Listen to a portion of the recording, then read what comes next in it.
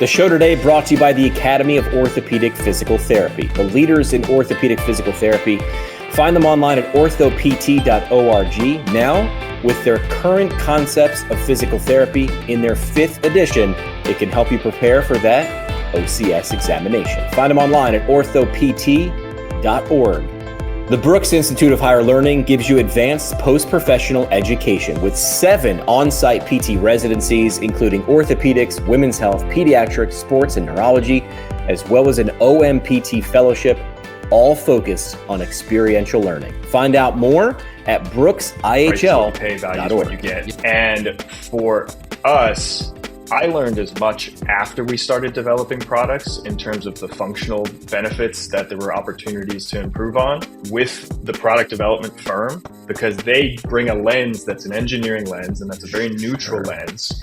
And they just go do almost third-party market research. And we landed on 3 core, we call advanced benefits. One is the stand assist feature, which is a lower set of handrails and also a very stable base that comes from the re-engineering of it, rollators and walkers. From standing in the center, you have about half the footprint, which is really valuable to the tight spaces of a home or hospital. And when it folds, it stands really nicely, really easily. And that was a curveball.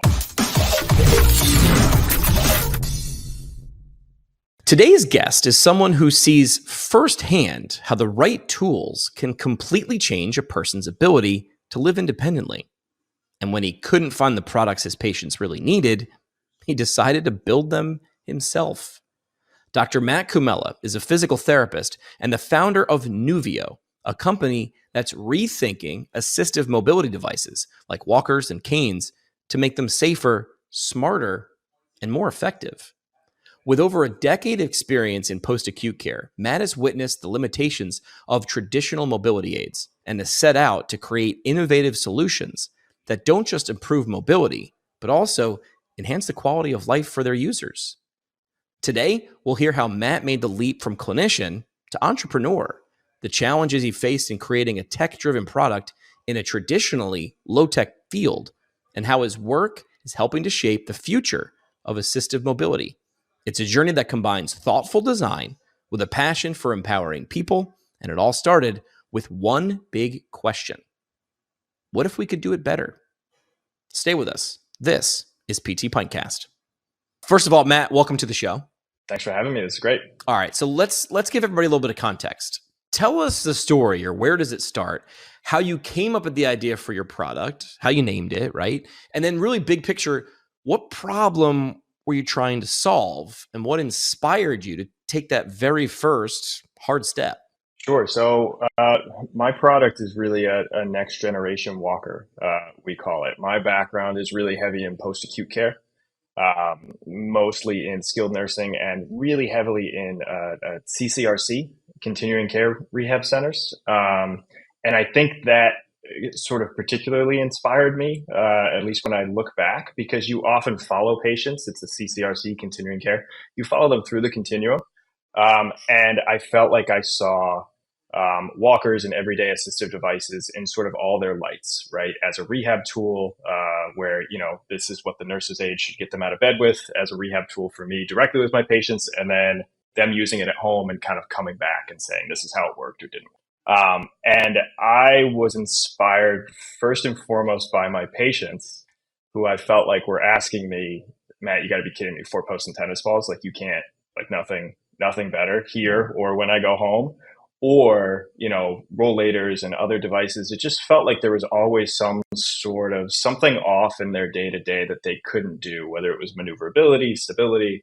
And then on the flip side of it, I think in those settings, particularly in inpatient settings, we have a lot of tools in our tool chest that right now are very advanced in gyms and clinics, robotic exoskeletons and partial bodyweight support systems that we use for the same patients that we then, when we are done with them for our hour, we unhook them from these 6-figure pieces of equipment and we hand them a $50 piece of equipment. Right. That is not the wheel. It's not perfect. It gets a job done. And that would, so you would combine patients telling me, I feel like I can do more. I felt like I would see more in the clinic and I would have better tools to showcase more. And I just felt like I saw a gap. I saw a gap really. I now phrase it as a gap in everyday assistive tech. There's the institutional tech, and then there's everyday assistive tech. Yeah. And there just felt like there was an opportunity there. All right. So let's zoom in on just a couple different problems, right? Like 4 legs and a couple tennis balls. Well, I don't know, man. Maybe I'll push back, Matt. It seemed to work, but what are the frustrating parts? Like, if you're going to improve the walker, what are the things about it that you're actually going to zoom in on and say, okay, let's change this because of this? So, what's 1 or 2 or 3 of those things that you're like, these things need to change? Yeah, sure. So, as a clinic, like treating as a therapist, probably my biggest one was sit to stand transfers. Hand placement and sequencing and all that jazz. When you step back from that, when people have struggle out of a chair and you really look at their mechanics the way you would look at their mechanics deadlifting in a CrossFit gym or something, and you do a fine tooth comb, you realize it's a really bad mechanical advantage to push up from what you're sitting on, right? And then the thing that you're reaching for does not want to stay stable. It wants to tip back on you. So you have this kind of, and so that's what I felt like I would see in the clinic. I would see, and we all that we treat these patients, we see, add an inch or two to their seat height and give them the right hand positioning and foot positioning. And they often, it goes a long way. It's very marginal, but then that wouldn't translate to the home. So they really wouldn't do any different. And it just felt like, okay, well, the tool was not really designed to support that moment. Right. It can't be a walker and help you walk if it can't get you out of the chair. It's actually the number one reason for disability and falls. So it's a huge kind of pain point in the, moving through your day functionally. That was my primary. That was what kind of got me in the garage, was really what if you had more of an all-purpose tool for the full, from I'm sitting down and I need to go do the full task that I'm about to go do, and it'll help me through all elements of that in case, I need it. All right. So you said move to the garage, where, even the computer that I'm recording this episode on was born, right? Apple was born in a garage. We talk about bands and computer companies. Did you have any design background? You're a physical therapist by education, but any design or engineering background, or did you just decided to take this thing on? None whatsoever. I have a dad who's an engineer, but in a way that is a completely different engineering skill set than like developing a product. I did sort of the Saturday morning run to Home Depot probably for the first time 5 years ago. And it was a massive failure. And I did maybe a handful of those where I'd go and get PVC pipe, and I had some drawing where like, okay, well, what if it was designed like this? I don't know really what got me to even that point. I just kind of did it one day. And it was go back to your day job, very much so. And then around the pandemic and all things that shifted there, for whatever reason around that time, I kind of got a little bit more heavily. I think it's just kind of, it was in the back of my mind and just something pulled it forward. And what I did was I reached out to engineers and designers somewhat through friends. So typically like a mechanical engineer and an industrial designer, those are like the two skill sets that go into product development. They kind of pair together, and that's how you get going all the way to a product. And they each were wonderful with their time. There's a handful of them that, I could be business for them. And they gave me kind of the honest truth of like, look, if you want to do this, you could hand this off to me, but this is what I'm going to do. And it's something that you could do in the garage. And really what it was a process, right? It wasn't just a go and get PVC pipe and not know what you just failed on, but it was like pay attention to what you fail on, pay attention to the little successes, and kind of, if it's going to go anywhere, it's going to start with that. And I think they kind of inspired me to maybe give it more of a shot. And probably 6 to 8 weeks of doing that on weekends, and I had a provisionally patented mock-up prototype. That's great. What was the reason they were so nice? Did they sort of take a liking to the fact that you were trying to sort of solve a problem that, maybe they touched them personally, or like, what was the reason they were so giving? I have found exactly that. I think often product developers, they're not necessarily developing products that can have a meaningful impact on someone's quality Yeah. of life. Maybe they have a personal story related to someone with assistive needs, right? Sure. But that was 100%. I felt like it. I felt like they just gave me more of their time of day, Yeah. because I had a helping product, which is kind of what I've told other PTs who have thought of things like you can, people want to help people, live their lives better and not take advantage of that, but it was immensely, it went a long way for me. Yeah. Yeah. Or as, some great geriatric PTs that I've gotten to speak to. It's like, we're all geriatric patients in training, right? We want to get there, which is an advantage. So you're creating something that maybe you're going to need to use one day. Well, let's talk about challenges. Getting from where you started in the garage or the idea to where you are now. What were some of the biggest challenges you encountered in the early stages and through development of the product? And then how did you maybe overcome them? What are some of the potholes that maybe the person like me who's never done this doesn't really ever get to see? Yeah, I think, one of the things I tried early on, and I would literally almost ask everyone I got in touch with was, what does success look like with something like this? I really wanted to understand where I was going, and even in like an incremental way, like what's the next kind of milestone thing to the full prototype to production. And the challenges are just that there is so much that goes into something that actually hits our shelves than we could ever know. And I think our product, while it's pretty simple, from a standpoint of FDA regulation, there is that extra layer, especially if you want to do it right, of liability, reliability, sort of quality management, the way you want to do it in the design phase, as well as then once you're on the market. A lot of that takes time and it takes money. And so, I got that provisionally patented prototype and I was like, oh man, I'm going to be on the market in 3 months. I'm going to have somebody do this for this ridiculously low dollar amount now. And I'm going to be selling these things in no time. Instead that timeline was another better prototype that was a good proof of concept. And I was actually giving it to patients and, ooh, this is exciting. And then you realize like you either have to bootstrap your life savings away for my product, right? Because I know, others can be different. Or, okay, maybe we need to talk to investors, which is just its own, totally different. And I got very lucky early on where I got the company into, I say the company, this is still me in a garage, but I had some friends who were in the startup space and they told me about incubators and accelerators and all these things that I had no idea, but I got into one. And then that becomes its own resource. And then you meet people through that. And I met an advisor through that process who then became really a business partner, really a co-founder early on. And he knows, he really knew the way you go about this, the way you raise money from angel investors and VCs. And to get to the next stage really required what you would call a pre-seed round.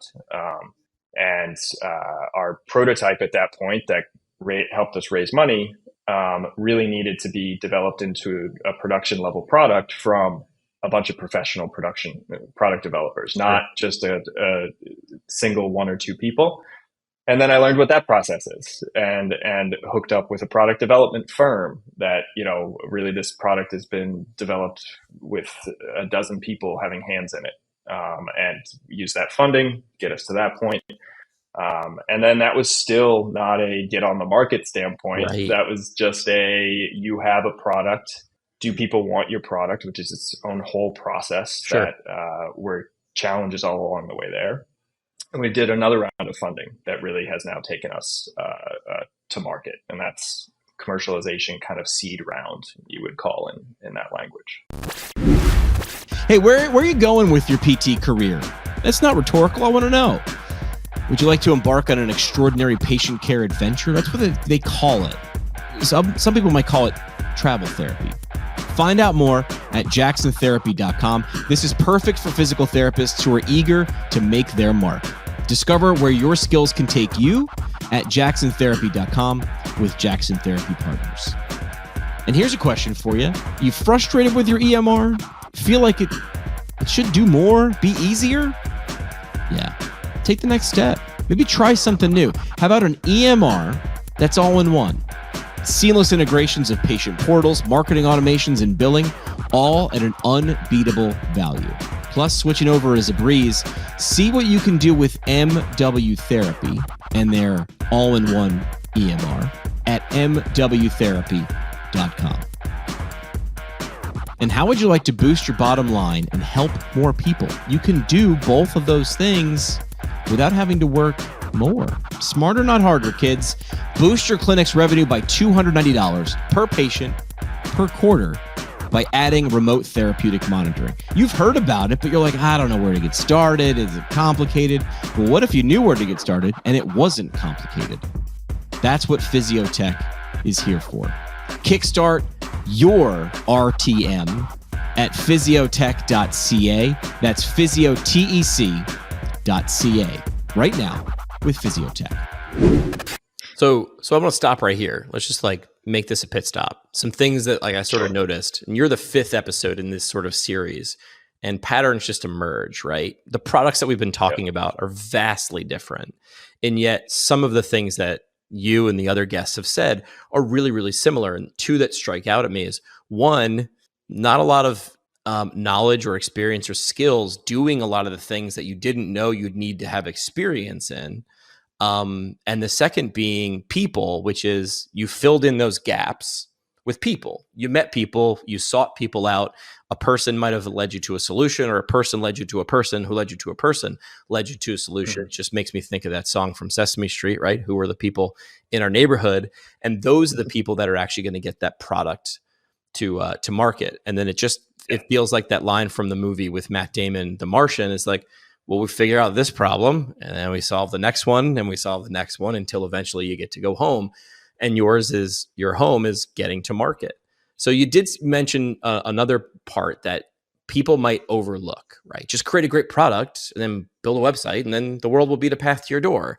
It's not always that. You're already shaking your head. It's not always that simple. So how did you validate the market? This is a really important step that I want people to pay attention to, because it's been sort of asterisked in every episode we've done in this series. How did you validate the market for Nuvio? What steps did you take to ensure there was a demand, so that when you got to that point, there was something waiting for you to meet you?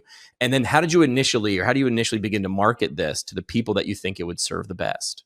Yeah. It's been the greatest overall challenge, I think. And that's the biggest part of what makes a difference between a prototype and a product. One thing I felt like I learned, and still to be determined if this is, a lesson learned, was, I think sometimes you romanticize the product you're developing. And, you maybe have something that really you're going to sell it for way more, but people are going to buy it because, that whole sort of thing. Sure. Because you've built it and you've really identified this need. I didn't want to make that mistake. Having said that, we still have a premium price product, right? But I didn't want to just kind of romanticize that. And that took a lot to kind of validate that market. On a market research side. So literally just sort of like, what do these things sell for? What are trends happening in the market that maybe, are prices going up or prices going down? For the ones that prices are higher, what do they have that make them better or different? What's going on in the market in general? Is it growing? Is it shrinking? And then literally you pair that with two other factors, I think. You pair that with the value props that you're going to put into the product, the benefits that it's going to have, and you have to validate those in a very just user-centric way. Sure. Who are the stakeholders? Who are the people that are going to use it? Be adjacent to the people that are going to use it and maybe have value. Maybe they have to carry it and load it as a loved one or a PT. And then the last part is literally what can you make it for and sell it for to deliver on those benefits, Right. And then hit into the market that you are now targeting, or the segment of the market that you're targeting. And if all of that sounds really complex, it's because it is, and it was, and it still is. And that was one of the biggest parts of the challenge. We started at a lower price point than we wound up landing on, but we also felt like we were adding benefits along the way. And the market, we have found, and I've been even surprised as a PT, that we are not the most expensive, player in the game. Sure. At a premium price point. There are products, they're really going in that direction because the aging population and those caring for them are looking for quality and function rather than what sometimes we think of as walkers as just go on Amazon, get whatever. But there's a diminishing return to that if they're not hitting on your quality of life, or if their brakes are busting in a year because they're just not high quality. Yeah. So we kind of landed on a price point that's higher, but not so high. And we were able to marry that with just literally what we could produce, and the cost we could produce it at. Yeah. I want people to envision that seesaw. And I talk about this a lot in our podcast, which is we focus a lot on the price side of that seesaw, right? Well, I could just discount it. Maybe I'll give a promo code. It's really easy and a little bit lazy to just focus on that price side. But it sounds like you and the rest of the people in this series focused on the other side of that seesaw, which is how do I overload on value so that when you look at the price side, you say, well, you've given me so much, this still feels like a steal. That doesn't mean half your cost to make it feel twice as good. You could actually just add so much value that the price never moves, but it feels like it's smaller. This is, your product, Nuvio, is something I never really needed until the last 2 years, until my parents both at some point needed something like this. I had no idea. And I had, handed people walkers as a physical therapist and used them in different settings. I had no idea what they cost, right? Someone just either brought it to me or they went out and got themselves. But then you start to see all the different places these things need to go, the things they should be able to do, but can't. And you didn't think about that. So talk about some of the specific features. What were some of the things that you said, hey, we've realized this is a problem and we could add to this? And I'll show a little graphic. I think I want to give a nod to your website, which is NuvioMobility.com. Just a really well done vignette as you open up the website that this is not a product demo website. This is a person who happens to be using this in real life demo on your website. So I think well done there. But what are some of the things that maybe someone looking at this video that's just looping isn't seeing in terms of the benefit of the product that you thought of and then put into that design? Yeah, sure. So this was, you described a seesaw, which is so accurate. Seesaw on pricing, but also seesaw on the process of kind of getting to that price is what you pay, value is what you get, endpoint, right? Yep. And for us, I learned as much after we started developing products in terms of the functional benefits that there were opportunities to improve on with the product development firm, because they bring a lens that's an engineering lens and that's a very neutral lens. And they just go do almost third-party market research. And in some ways that would tie. And in other ways, I would maybe something that I was not diluting the value of, but wasn't thinking was a big deal, they were hearing a ton of and they were coming back. And then what we tried to do was we tried to really take, like I taught them the CMS mobility measure. Yeah. Like I taught them how we grade functional status on the clinical side. And then I was like, see what you can do with this. And we landed on 3 core, we call advanced benefits. One is the stand assist feature, which is a lower set of handrails and also a very stable base that comes from the re-engineering of it. Rollators and walkers, it's not so simple to just add a lower handrail and then for it to be useful for the patient. So we had to create space in the center. The other is the user standing in the center, you have about half the footprint, which is really valuable to the tight spaces of a home or hospital. We were hearing that a lot. I just can't get this clunky thing that when you stand behind a rollator, it's, it makes you, it's like a shopping cart. And I'm all sorts of, how do I turn around in my narrow apartment hallway sort of thing.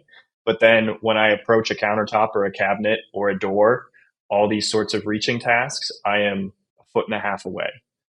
And I am someone with low balance who should be reaching outside of that base support less than someone without a walker level need, right? And so getting you centered, we were able to gain huge benefits there, which was easier said than done, especially on a product level, like a sort of cost at the end game level. Those are our 3 mobility benefits. The fourth that is kind of on the side that you definitely probably wouldn't notice off of the video is, and this one surprised me a lot, was walkers and rollators, when they're folded and they're collapsed, they either don't stand and you have to lean them on something, or if they stand, they're not very maneuverable. And that becomes a caregiver thing, where even if you're going to collapse it for your loved one and then bring it around the car, or you're a PT in one of those parts of the video up at the top there, you see a physical therapist kind of, just bringing it over to his patient in a really smooth way.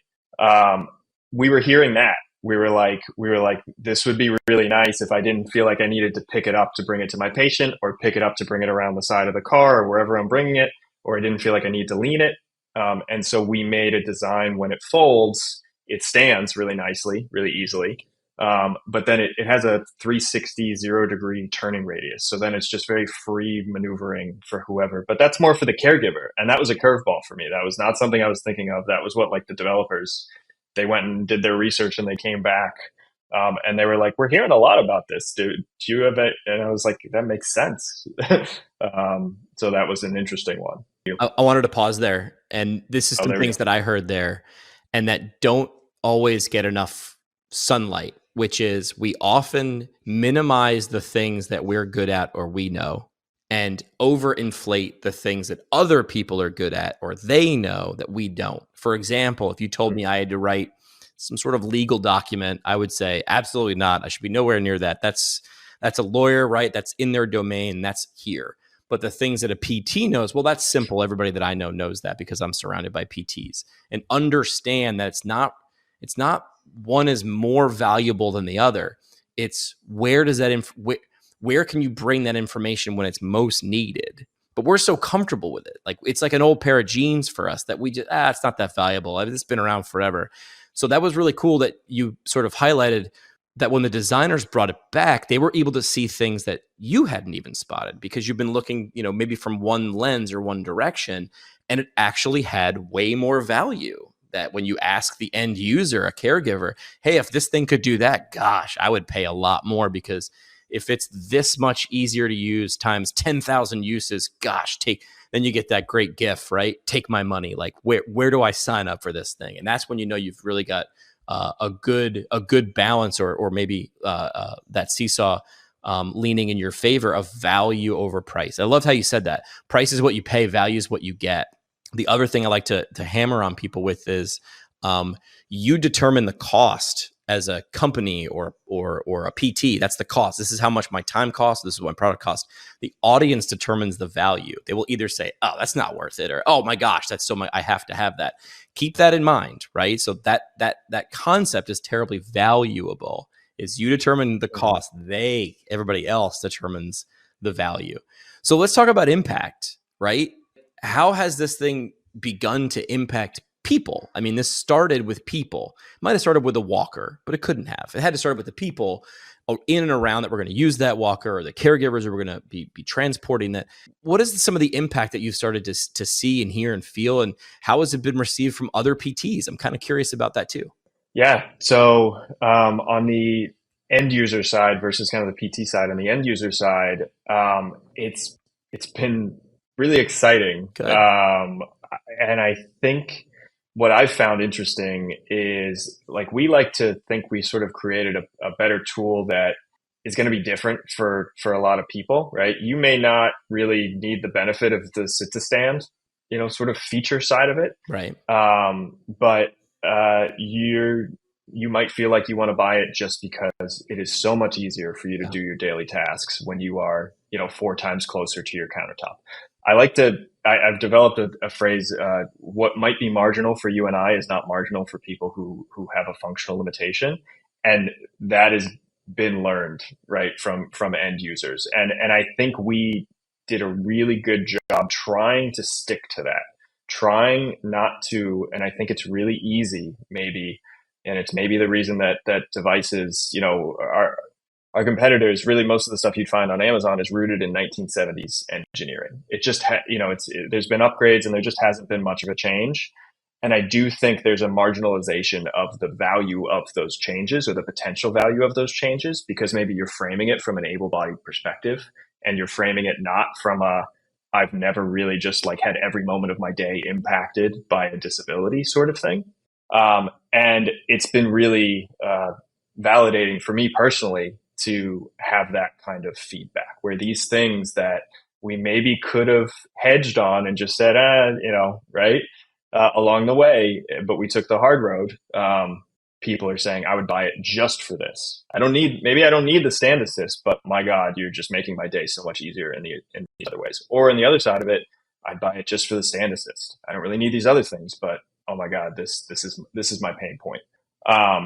One of the things we did during prototype testing that I think was a little different was I tried to sort of be an unbiased PT.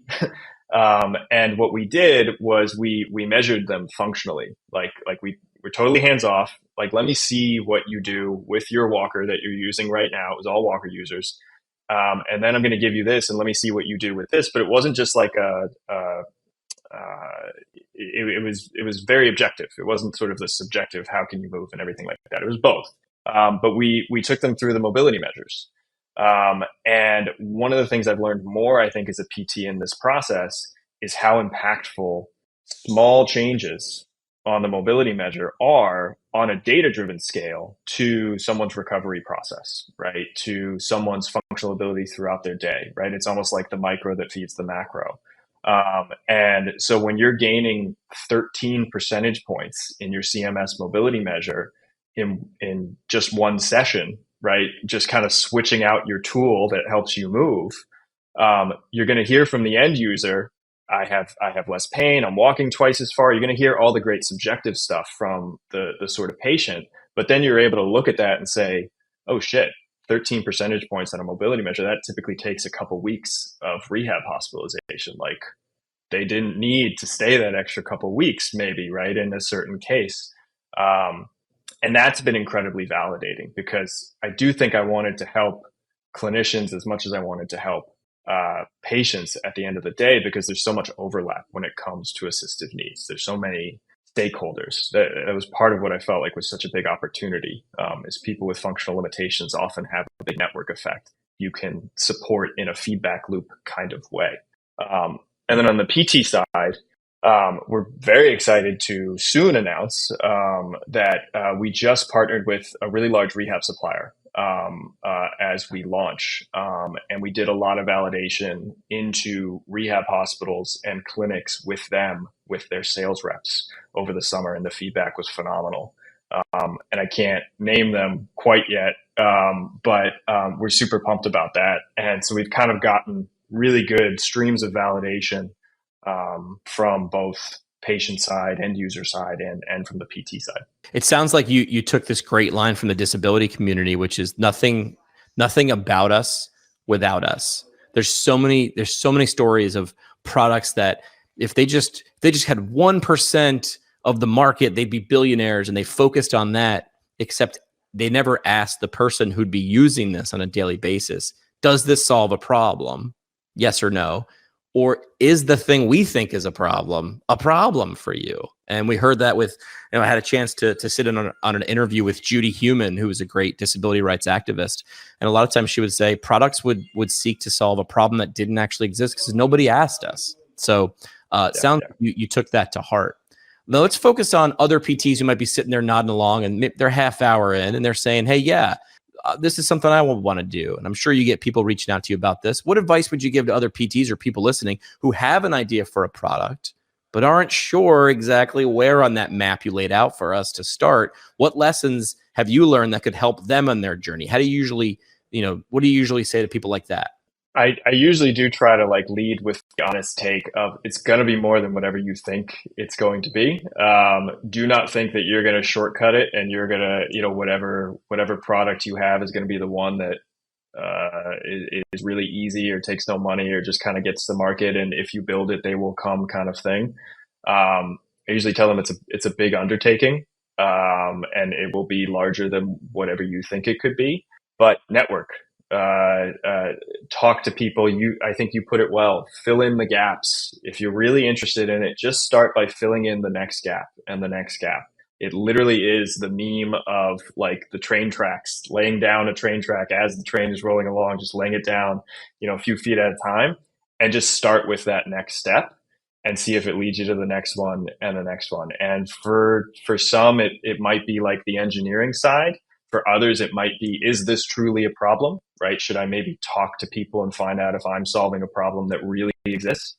That's kind of where I would lean towards, and that will kind of guide you towards the path, right? It will like, if you do that, you will learn from that the next thing that you should focus on, and then you'll learn the next thing. Early on, a lot of what I was doing was educating myself. It really was. I would have a conversation with somebody knowledgeable about regulatory, and then I would teach myself a bunch about regulatory. I would just sort of like dig in the weeds about something, and then the next few weeks would be something else, and that worked for me. That's great. Find out more at nuviomobility.com. And I love the mission: empowering patients and users to move their best in their daily lives while supporting data-driven, connected care. Last thing we do on the show, Matt, we call it the parting shot. An opportunity for you to either repeat something or an idea or concept you've already said, or just what would you want to leave with the audience as we wrap up this episode? I think one thing I like to remind people of is what I mentioned at some point about what's marginal for our patients, or what's marginal maybe for us is not marginal for our patients. I have been struck, I think, being able to sort of like take a lens and a step back and do the product development kind of thing and not be directly in with patients, realizing one of the biggest similarities across all patients I've had who've had like an assistive need, whether they're like the 20-year-old after a multi-trauma who just suddenly really devastatingly needs a walker or something more, or they're the 95-year-old, frail, maybe more what we typically think of, is they're all really surprised by what it means to now need a walker. They're totally taken aback because none of us ever think of it for ourselves, right? Like whenever we think about walkers, we think about our parents, our grandparents. We do the arm's length thing. I think I would make that my takeaway just because it's been like a huge lesson even for me. I think I got into this because I wasn't doing the arm's length thing, but I've kind of, maybe wrapped my arms around that even more since I've been in it, because I think it's all too easy to think about it that way, even as PTs who are often closer to it than others. Matt Cumella for Nuvio. Appreciate you doing this and sharing the journey so far. We'll see where it goes. Yeah, thanks so much, man. This is great. The PT Pinecast is a product of PT Pinecast LLC. It is hosted and produced by PT Pinecast CEO Jim McKay and CBO Sky Donovan from Marymount University. We talk PT, drink beer, and record it. This has been another pour from the PT Pinecast. The PT Pinecast is intended for educational purposes only. No clinical decision-making should be based solely on one source. While care is taken to ensure accuracy, factual errors can be present. More on the show at ptpinecast.com. Today's episode brought to you by Owens Recovery Science, a single source for PTs who want to add personalized blood flow restriction rehabilitation training to their clinical practice. Get certified at owensrecoveryscience.com. The all-in-one outpatient PT EMR built on automation. That's Empower EMR. They empower owners, physical therapists, billers, and your front desk to profitably provide the best possible patient care experience. Find them online at empoweremr.com. That is empoweremr.com.